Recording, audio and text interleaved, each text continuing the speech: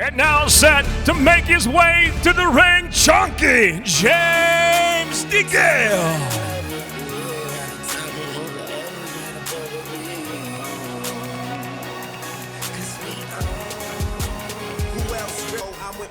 G bro, flying Holly Grove chicks to my Hollywood shows. And I wanna tell you something that you probably should know. This that Slumdog Millionaire Bollywood flow. And my real friends never hearing from me. Fake friends right the wrong. It is 4:40 local time here in Boston, which means it's 9:40 in the evening on a Saturday night in London, England right now. This fight being televised live in the UK as a proud country watches to see whether James DeGale can become the first British boxer to win both an Olympic gold medal and a championship title. Some 200 fans from his hometown London have even flown here to take in the fight. DeGale told us he's been thinking about winning a championship ever since he stepped to the top of that Olympic podium back in 2008.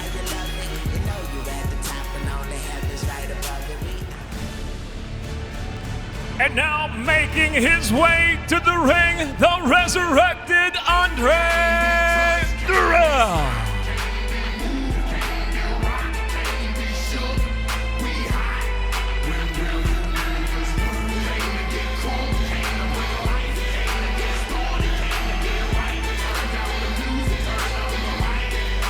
"31-year-old Andre Dirrell learned how to box back in elementary school. Walking with him, wearing a Muhammad Ali t-shirt, is his grandfather, Leon Lawson, who was a sparring partner of Ali. Lawson taught both Andre and his younger brother Anthony how to box, but Andre's boxing career was almost ended after he was victimized by an illegal blow in March of 2010. It was nearly 2 years before he was able to recover from that hit and return to boxing. He told us yesterday that time was pure hell, but he now believes he's been able to turn that experience into a positive. He's won all 5 of his fights since returning. And a look at the tail of the tape brought to you by Corona. The heights are the same. Dirrell, though, with a 2-inch reach advantage. And the rules: no standing 8 count, no 3 knockdown rule. Only the referee can stop the fight. Can't be saved by the bell in any round. If the fight is stopped because of an accidental foul before the completion of round 4, it will be a no decision. Ladies and gentlemen, good afternoon and welcome. Live on NBC, this is Premier Boxing Champions, the main event, 12 rounds of action for the Super Middleweight Championship. The 3 judges at ringside, Dan Fitzgerald, Alan Davis, and Howard Foster. And the referee in charge of the action, Leo Gerstel. And now, first, introducing the red corner. He wears the black and gold. The Olympic gold medalist brings a near-perfect professional record with 20 victories, only 1 loss, and 14 victories by way of knockout.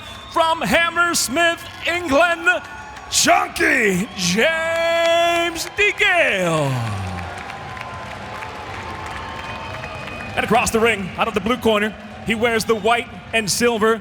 The U.S. Olympic bronze medalist as a professional stands near perfect as well. 24 victories, just 1 loss with 16 wins by knockout. From Flint, Michigan, the resurrected Andre Dirrell.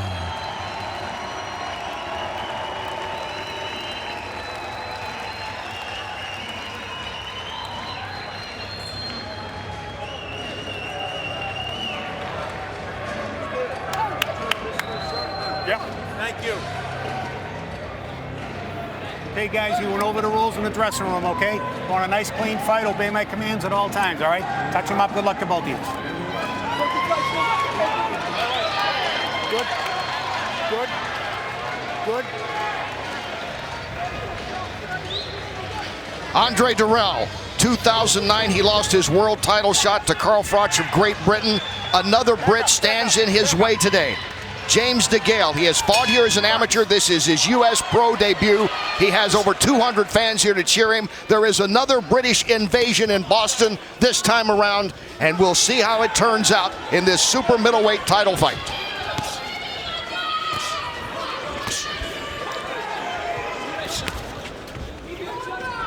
It's very important that Dirrell introduces jab to show DeGale how, you know, that he's ready, that he has speed. And Ray, one of the things that DeGale was talking about yesterday, he said as long as he stays in the southpaw position, Dirrell, he knows he's going to box him. If he switches to orthodox, he knows he's going to bang with him. At least that's the scouting report that DeGale has. Well, as long as he's effective, as long as he's throwing punches, I don't care what size, left or right, he's on, as long as he throws combinations.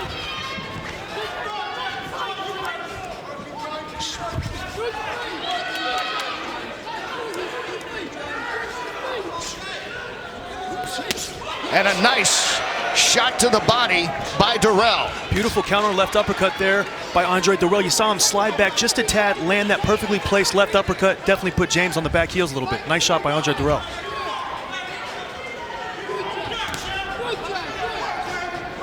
And you see, Kenny, when they're standing at this distance right here, it's going to play to Andre Dirrell's advantage. He's at the range and the distance that he likes there, and he can fire off those quick combinations and make James get a little off balance. DeGale went in close for a moment. Dirrell will have none of that. Both fighters are a little tight right now. They still trying to figure each other out, see what works. As most would expect in a fight this big, only one loss between them, very similar in many ways. Some nice exchange along the ropes. What was it like to be in a title fight, Ray? In the early going, no matter how good you are, how are you feeling with the butterflies? Well, it's all about winning, and your heart rate is high, and you're thinking about just landing punches. Both fighters just have to calm down a little bit. Flicking out the jab, Dirrell. See both guys very focused. The look in both guys' faces. They definitely want this fight, and you know, trying to impose their will on one another here in this first round. A lot of feeling out, a lot of use of the jab by both guys. Good idea from both camps. They know each other well.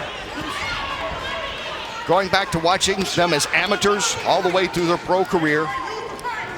Great scouting reports on Dirrell and DeGale. As the final seconds of round one in this super middleweight fight ticks down, it's scheduled for 12.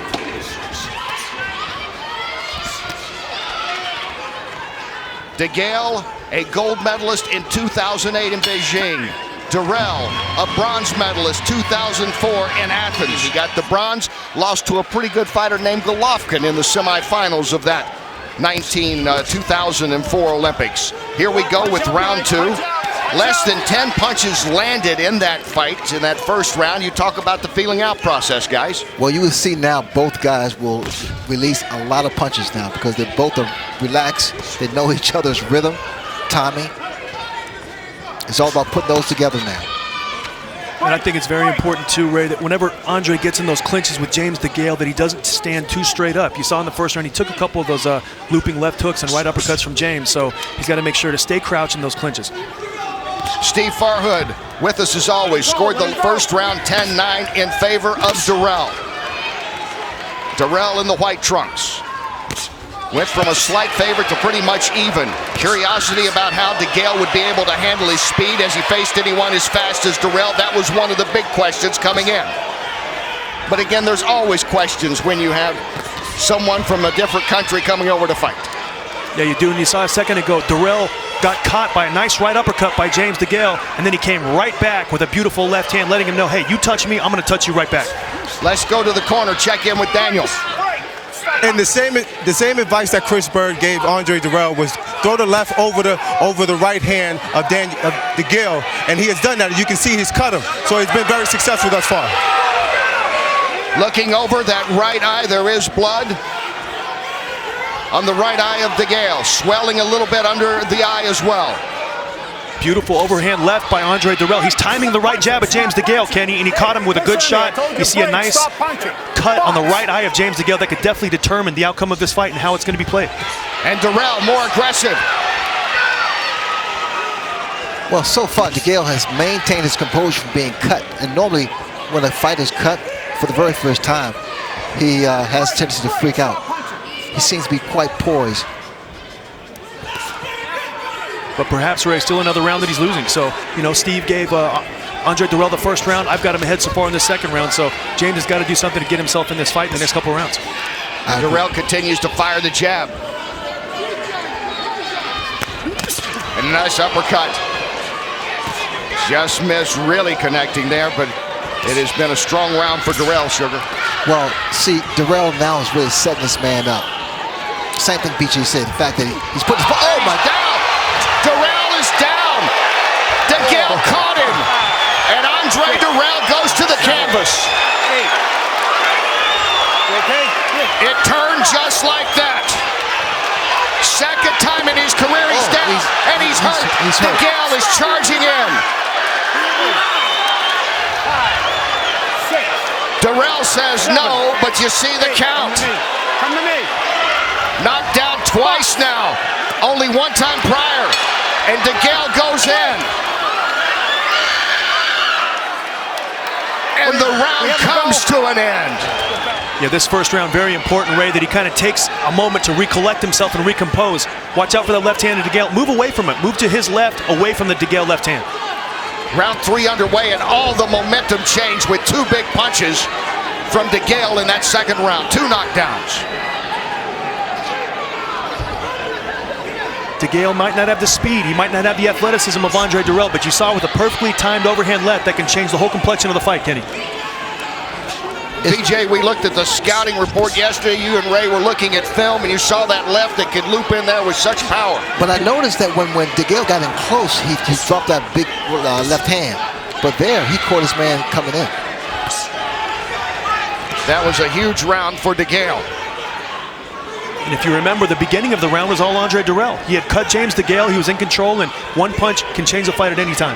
It was first the big left that knocked him down, then he followed it back up. Dirrell shaking so much he wasn't sure he was even knocked down. Now Dirrell comes back. And this can happen a lot of times in a fight. You score a knockdown, then after that you look to load up. James DeGale's got to remember, let the combinations go. That's the best way to get to Andre Dirrell. What happens when the fighter goes down, the other opponent who dropped him, he has a tendency to outpunch himself, throw too many shots, become arm weary.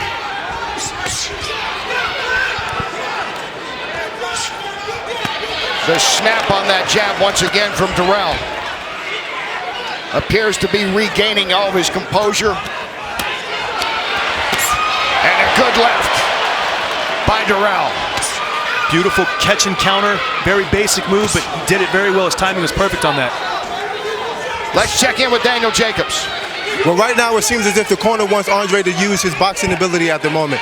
Coming in is probably a bad idea, and they're telling him to use his speed, use his movement, use his defense, and make that the first initial if he wants to get the victory. Thanks, Daniel. Under a minute to go in this third round. And Kenny, if you're in the corner of Andre Dirrell, this round is playing out as almost as perfect as it possibly could because he's allowed himself space and distance to regain his legs, regain his sense a little bit, and he might even be winning this round, controlling it with the jab. Good advice from the corner of Dirrell. He's, keep his head clear, use his boxing ability. And DeGale tags him again with the left and another left. A good left, and that has addled Dirrell. Dirrell hugging up. DeGale with a nice left again. 2 problems with that. Andre pulling back with his hands down and moving directly into the left hand of James DeGale. Needs to go the other way, Kenny. Dirrell with a good round, but DeGale closing out strong here to end round 3. Round 4 underway. It's scheduled for 12. Dirrell in the white. Anthony Hanshaw knocked Dirrell down May 2008 in the first round. Dirrell got back up to win by TKO in the 5th round. He was knocked down twice here in the 2nd round today by DeGale. So he's been down before. I don't know if he's been hit as hard as that before and knocked down, though, as DeGale hit. You know, I mentioned the ways to victory for Dirrell was the jab, but he's not using the jab, and DeGale is getting inside big time. And we see something very interesting right here. Anthony Dirrell actually switched to the orthodox stance instead of the southpaw stance, so he's trying something different here in round 4. Both of them have. Let's check in now with Steve Farhood. How are you scoring it so far, Steve? Well, Kenny, the first 3 rounds of this fight are a reminder of how quickly things can change in a fight. Dirrell I think, won the first round, cut DeGale in the second round, then all of a sudden 2 knockdowns. So that round goes 10-7 for DeGale, and the momentum carried over to the third round. DeGale landed the bigger shot, so I have him comfortably ahead by 3 points at this point. Thanks, Steve, as always, and wow, how things can turn around. We were talking about the cut over the eye, and how would DeGale handle the quickness of Dirrell, and 2 big punches change things, and now they come out with an orthodox stand, both guys, and right back at it. DeGale not giving any time there to Dirrell after the referee was explaining something. Veteran move right there. He saw Dirrell was not protecting himself. The referee said continue, and he jumped right in and landed a nice stiff jab on Andre Dirrell. Well, Dirrell switched over to the right, and DeGale said when he does that, he expects him to come out banging. We didn't see that as much, so Dirrell back now to his natural style as a southpaw. You see the snap and the power of DeGale. I mean, his punches, even his jab, is able to knock the head back of Andre Dirrell. Ray, I completely agree. Both guys have power. DeGale definitely showing more so far, but I think the problem is Andre's defense has been a little susceptible so far. He's dropping his hands, and the punches of DeGale are having more of an effect because there's no defense. Also, the speed now of DeGale is starting to come through, and the accuracy of his punches. So very important for Andre if he wants to get back in this fight. Stand in the middle of the ring.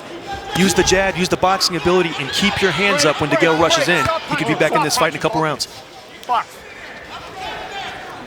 And as Steve said, with the scoring especially being knocked down twice in that second round, Dirrell has to start thinking about picking up some rounds quickly here. He does, but he's only got to do it 1 round at a time, Kenny. Just put round 4 in the bank, round 5, and then the momentum of the fight can flow in his favor. So got to be smart here. And not allow DeGale to close out strong. He did that in the 3rd round, not so much here in the 4th. Dirrell bouncing back with a solid round. Round 4 scheduled for 12. It's now in the books. And there's Andre Dirrell, knocked down twice in the 2nd. Big turning point in this fight very early. Let's check in now with Paul. Kenny, I'm in the DeGale corner with his trainer, Jim McDonald. What's the best thing James is doing right now? He's just boxing a smart fight. He's got a very intelligent boxer in front of him, and he's meting him for skills, which no one's ever done before. And James is boxing really well, so he's just got to keep it going. What is it you'd like for him to do better right now? Oh, mate, I can't talk, sorry.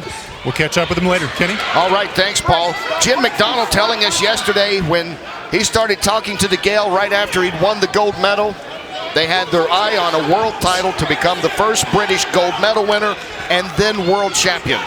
That was DeGale's hope, and he's getting his chance today. Break. Come on, guys. Nice move by James DeGale. You saw him double jab, and then he squatted down like he was coming to the body. He tried to come back up to the top. He just barely missed, but good move by James, and it's only a matter of time before those kind of punches land, Kenny. I like the way that DeGale is really using the ring, taking his time. Picking his shot means just looking at certain areas. Jab, down to the body, to the head, and there with the left hand. Trying to get his man to fall asleep. But it's very deceptive, Ray, because you see how James drops down when he shoots that first jab to the body, then he fires up top. Very confusing and very difficult to defend both the body and the head.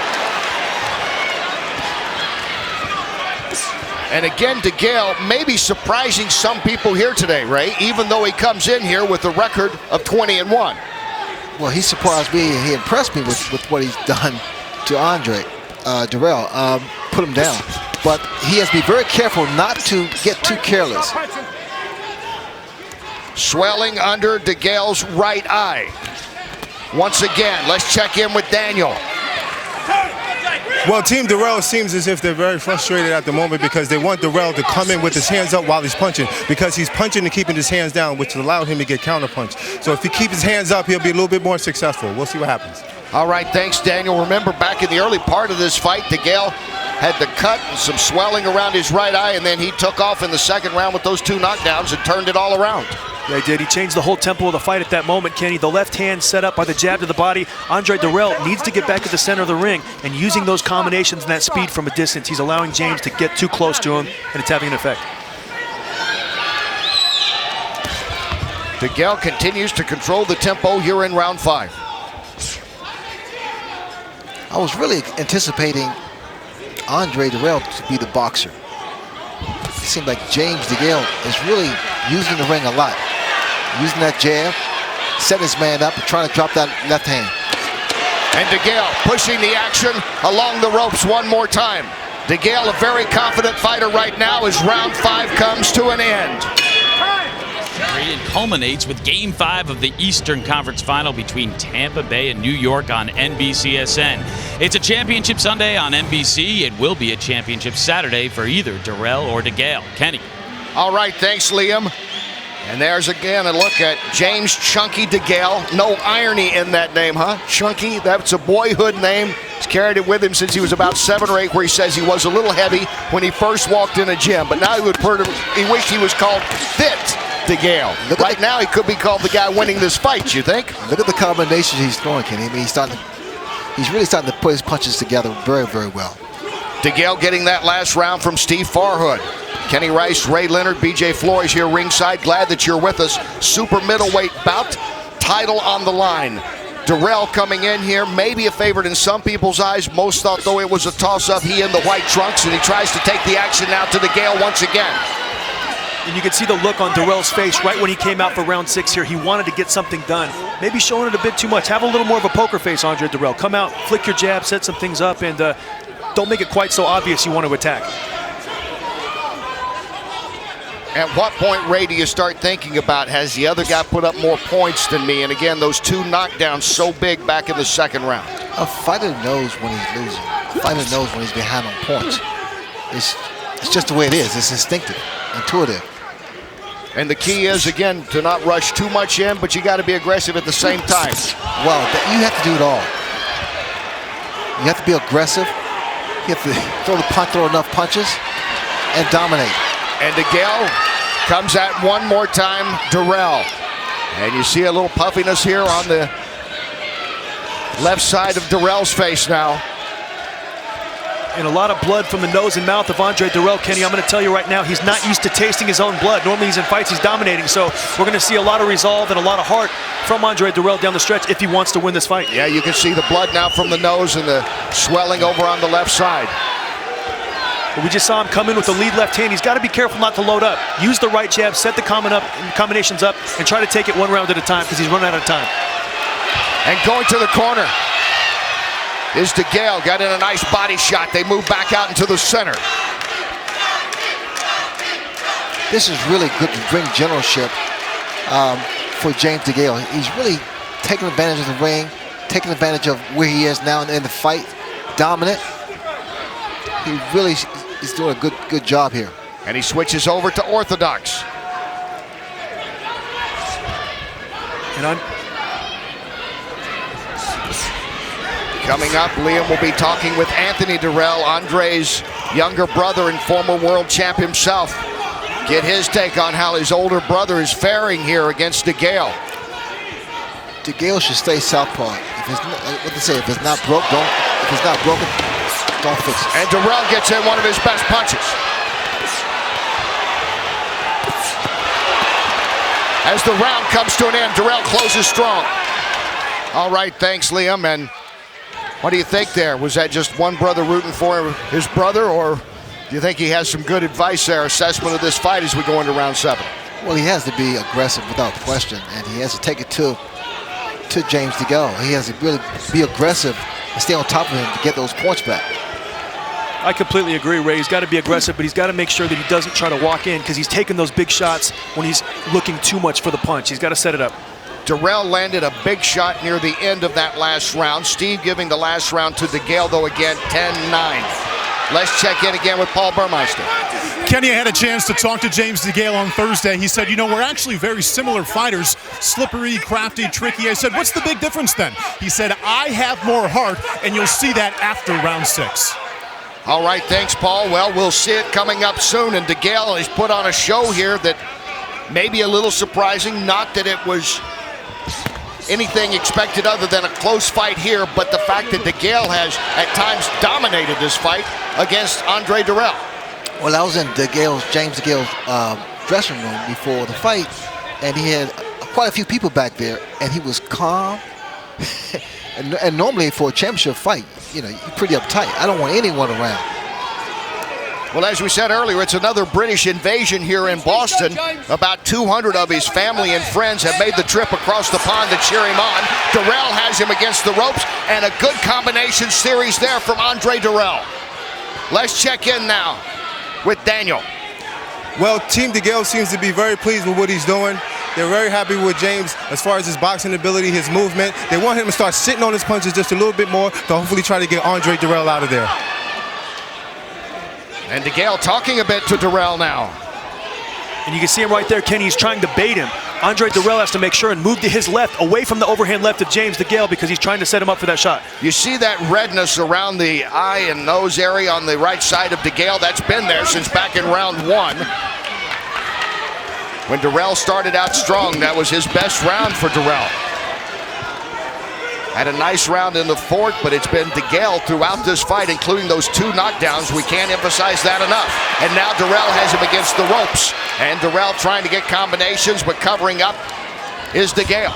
DeGale blocked most of those punches with his hands, but he shouldn't be in the corner. It's giving Andre Dirrell momentum though, Ray, and it's giving him confidence to get back into this fight. He needs to get back to the center of the ring.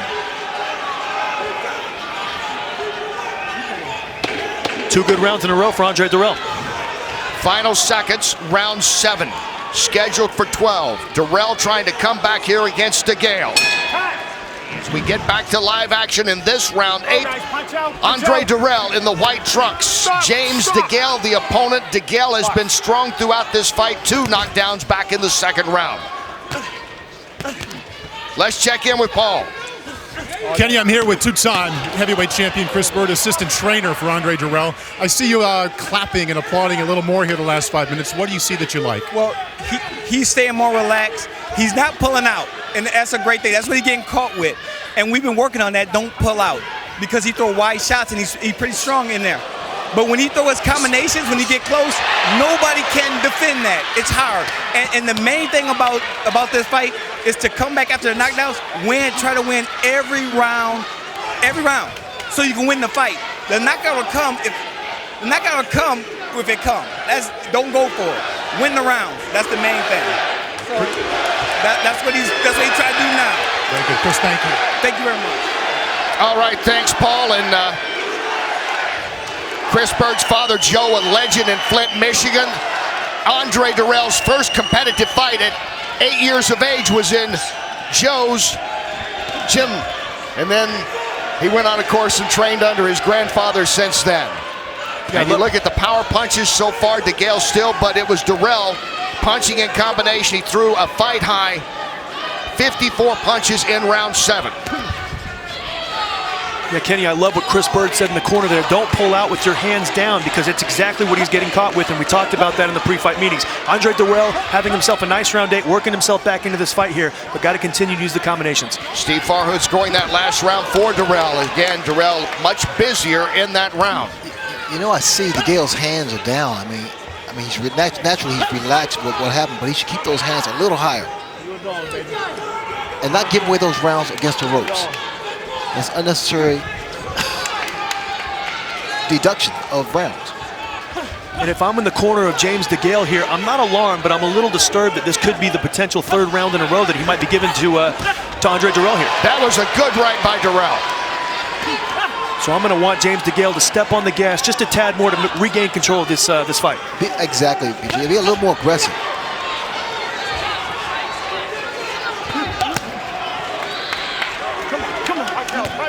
Beautiful left hand by James DeGale that just missed. Andre brought his shoulder up a little bit and rolled with the punch, but he's still got to be careful that overhand left with James, because like we saw earlier, it could change the whole fight. Light heavyweights coming up. Rodriguez against Baker. Final seconds, round 8. Dirrell coming back. Dirrell switching over to orthodox as well. That means he's going to bang, so his opponent thinks, and that's what he's trying to do here. As the round comes to an end, and this picture right here of that man, Leon Bumper Lawson, grandfather and trainer of Andre Dirrell, and one-time sparring partner of several greats, including the greatest, Muhammad Ali. And wouldn't you like to read his book of the stories he could tell? He tells a few. Andre and his brother Anthony said they've heard just about every Ali story possibly told. As we go now, live action again, 9 9 rounds here. We're into this fight. It's scheduled for 12. Steve Farhood unofficially giving Dirrell that last round. That means he has won the last 2 unofficially. Dirrell in the white trunks. Had knocked down only 1 time in his career and then was knocked down twice by James DeGale back in round 2. And a more purposeful fighter here is Dirrell. Let's check in with Daniel. Well, the team DeGale is very happy once again with his performance, but they don't want Dirrell to take the momentum. He's throwing a little bit more punches and bunches now, and they don't want the judges to look at that and start giving him rounds. So they want him to keep up the pace and sit down on his punches. And I completely agree with what Daniel's saying. Dirrell's definitely got the momentum now. You see how the complexion of this fight has changed. Andre Dirrell gets off his stool, immediately goes to the other side of the ring and lets James DeGale know, hey, I'm going to fight you this round, and he's doing exactly that. What is DeGale doing differently since being so strong and aggressive early on, Ray? Well, he's also being more aggressive, but he's really picking his shots. He's not winging his shots. When you wing your shots, you can actually get caught with a counter punch. I think James is being a little too lackadaisical. I think he fell in love with the knockdowns early, and he kind of loaded up a little bit, and he allowed Andre Dirrell just to get a little bit of rhythm. And sometimes that's all it takes, and he's taking control of the last 3 rounds on my scorecard. Well, he was trying to get him out of there. I think he exerted himself to a large degree. And coming back with a combination, DeGale. Nice right uppercut by James DeGale. Andre's got a tendency to square up just a tad on the inside. James DeGale took advantage of that with a nice short right uppercut. It's been a couple of rounds since we've seen that kind of action from DeGale. Under a minute to go here in round 9.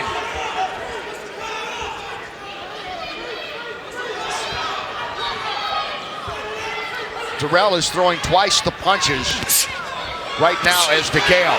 And another good punch by Dirrell. A nice hard overhand left by Andre Dirrell. Good punches by him, and he's really working himself back into this fight, Kenny. So if I'm the corner of James DeGale, like we talked about, I'm going to do something to get my fighter back in after this next round. You see the confidence. He smacked himself a couple of times there, did Dirrell. Come on, I'm ready. Well, DeGale is trying to throw that big shot again. He's looking for one big shot. He has put those together. Put those punches together. And it's the perfect time for Andre Dirrell to take advantage of the defensive lapse of James DeGale. When you swing a big shot, you're going to miss big. Make the guy pay after you miss. It's Dirrell's turn to talk as well to DeGale. It was DeGale doing the talking early on. Now Dirrell feels like he's earned that chance. And possibly has picked up another round in his favor. Break, stop punching, stop punching. We go in now to the 10th round. It's scheduled for 12. Super middleweight championship on the line. Andre Dirrell, pride of Flint, Michigan, in the white. And James DeGale trying to become the first British fighter to win gold in the Olympics and be a world champion. Let's check in with Steve Farhood. How are you scoring this, Steve? The difference in this fight, Kenny, is the knockdown in round 2, because there's really been a role reversal in the sense that in the early rounds, it was Dirrell who was throwing 1 punch at a time. Since the middle of the fight, it's been DeGale throwing 1 punch at a time. When your hands are in your pockets, the judges are not going to give you the rounds. So all the momentum at this point is Andre Dirrell. Thanks, Steve. And the punches now through 9. DeGale still with just a slight lead, a 1-punch lead coming into this round over Dirrell. That's how much it has changed since it was DeGale controlling the action pretty much through the first half of this fight. Yeah, and a lot of heart and resolve by Andre Dirrell. Everybody that I talked to before the fight thought that James DeGale would take over down the stretch.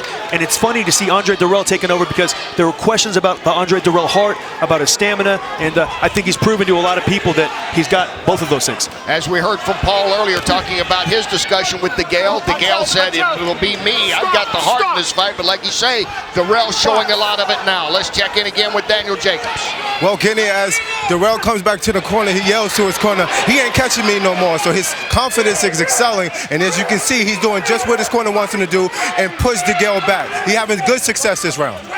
All right, thanks, Daniel. And right now, Dirrell has turned it up to 11 in the last part of this fight. What about his performance right now, Ray? Well, he's still trying to throw some shots, throw some combinations, and this is where he normally does well, inside. And that was a nice little left. He slides in there as well, as once again he is the aggressor, putting the action against the ropes. Break, break. Hit him on the back of the head. Box. And Kenny, just the momentum of this fight has completely changed. It went from James DeGale being the stalker to now Andre Dirrell doing all the stalking. And this fight has really tightened up on my scorecard. I think these rounds here are very deciding factors. Well, like Steve said, judges will take a look if you've got your hands in your pocket, if you're not the aggressive fighter, and that's what we're seeing here, or not seeing here in this case from DeGale over the last couple of rounds. Well, they have to stay aggressive and stay focused on this fight. This is a big fight. And again, there's Dirrell.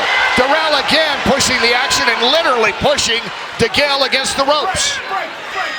And he did something very interesting. He shot a combination, and before James had a chance to counter, Dirrell put his body weight on him and pushed him into the ropes. Referee called break. Exchange won by Andre Dirrell. That's some old school. Final seconds, round 10. Another good round for Dirrell as the momentum continues to swing his way. That was to Carl Froch of Great Britain in 2009. DeGale lost his only fight back in May of 2011 to George Groves. He has won 10 straight since. Dirrell in the white as we start round 11. And he has been on a roll over these last 5 rounds. Steve Farhood scoring the last round for Dirrell, bringing this fight unofficially to an even 94-94. You know, if you look at the knockdowns, you say, wow, that's because it was such a shocker and impact, but these rounds are pretty close. And I think Ray, also on top of that, the knockdowns can make it seem like it's a huge deficit on the scorecards. But 5 rounds later, Andre Dirrell is back in this fight, and he's got the momentum right now going into the championship rounds. Dirrell has simply been picking apart DeGale over these last few rounds and mounting up the points. Break. And it's not that he's been dominating James DeGale, but he's just been doing enough to win these rounds and seize control of the fight. So on my scorecard, whoever wins these last 2 rounds could very easily win the fight. It would appear, Ray, that that's what it's down to. A fight of really 2 halves. First half of the fight to DeGale, second half is to Dirrell. Well, the corner needs to say, hey, listen, these last 2 rounds are deciding factors. We need to win these convincingly. Break, guys. Hands off the rope. Box. And I think James DeGale has moved, he's boxed, he's been too passive the last 5 rounds. He's not going to win across the pond, over here, being passive and being content like that. He's got to be offensive and he's got to be aggressive.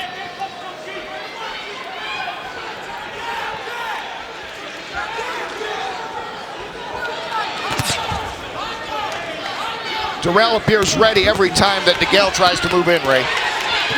Well, here wow, great. That was some good punches there. And the best punch combination in a while for DeGale. And Andre's got to be careful that he doesn't try to catch all those punches. He's got to move his head and not block them all because they still hurt. Well, Dirrell had been doing a good job with his defense. Nice flurry by James DeGale there, and you see a bit of a, not confused, but that definitely startled Andre Dirrell, and he hasn't let his hands go for the last 30 seconds. And now Dirrell comes back and pushes the action against the ropes. I look at Andre Dirrell, and his recuperative powers is fantastic. Oh, because that's the same shot he normally gets dropped by. Yeah, DeGale shoots that short left in on Dirrell. Best round in a while now for DeGale. Break, stop punching. And I think James DeGale realized that he's lost a few rounds in a row, and he wanted to get a bit of momentum back and make sure he could, get this fight to win. And if this fight is as close as we think it is, how precious is every point right now? Power late as we start this, the final round for the championship. I think this round here is a deciding factor here. I completely agree, Ray. On my scorecard, Dirrell needs this round almost to get a draw. If DeGale wins this round, I think he can escape with a very close decision. Steve Farhood scoring DeGale 10-9 that last round. DeGale with a 1-point edge unofficially coming into this. 2:38 to go in the championship fight. I'll be a little bit more conservative with DeGale. His hands are down too low.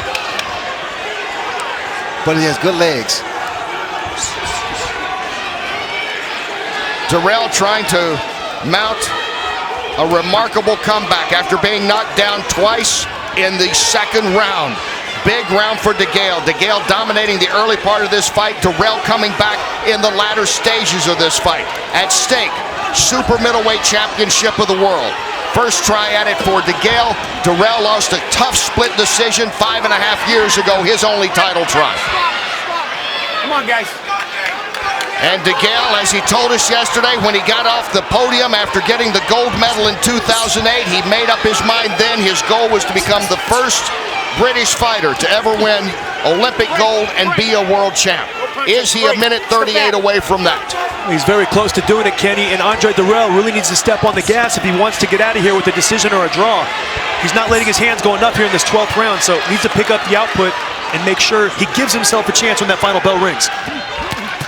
And DeGale going to work on the body.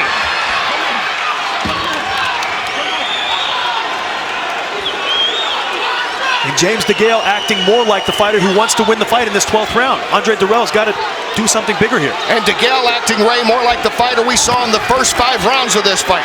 Unbelievable. Stop punching. Stop punching. This is where heart comes in. This is when determination comes in, becomes a factor. How bad do you want to win? From the 7th round on, everything in Dirrell's corner, it seemed to be going. And then that last round, DeGale starts coming back, and here they are. Toe-to-toe here to decide the championship. Oh, that's a good shot. Good right hand. Good shots, good counters. And DeGale really showing championship class here, Kenny. He let off the gas just enough. He saved a little in the tank, and he's won the last 2 rounds. DeGale trying to put the punctuation mark on this and make history. He said that's what drives him to be the gold medalist and to be the world champ and to wave the Union Jack here because he is so proud of the tradition of the super middleweight champs from Great Britain. There have been 9 of them. Will he become number 10? Has Dirrell done enough in this fight to come back? Final seconds of the championship fight.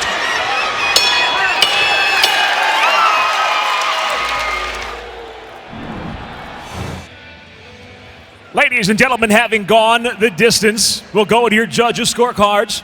Your first judge at ringside, Dan Fitzgerald, scores the fight 114 to 112.